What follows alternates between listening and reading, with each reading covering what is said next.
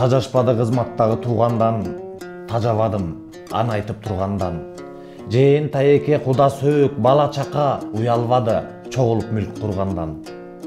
Байкабайын десең дагы көзгө түшөт, баягы эле кызматтагы ата бала. Бири калып бир өлсүн деп баштырмап, баарын көрүп унчукпаган бизге чала. Келгин куштай келишип кызматтарга, куда сөөк тууган урук жоро жолдош. Кустуруу жегендерди максатыбыз, кызматты ээлөө эмес, өлкөн оңдош. Таанышы барлар таңкалар, таанышы жоктор маңкалар.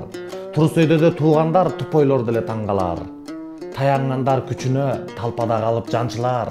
Түркүк кылба кызматты, түгөнүп күнүң жанчыгар. Тирешсе калың эл менен тумшугу сынып канжалар. Туурасын айтып чындыктын түрмөдө жатат канчалар. Ал эми ажообузга кошуп берип коюптур министрлер жакшы көргөн балдарын. Атасындай бай болсун дегениби же аяшканбы балдарынын алдарын. Өйдө жака тууган урук адам толду. Өкүнүчтүү муну ушундай заман болду.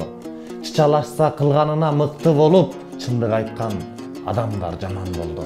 Чындык өлбөй чыркырайт, акындарың бар болсо, жетет кыргыз максатка жаратканым жар болсо. Урматтуу көрөрмандар, эгер сиздерге биздин бар чындыкты ыр кылып жеткизгенибиз жаккан болсо, жана бизди колдойм десеңиздер, лайк басып, комментарий жазып, биздин Patreonго катталыңыздар.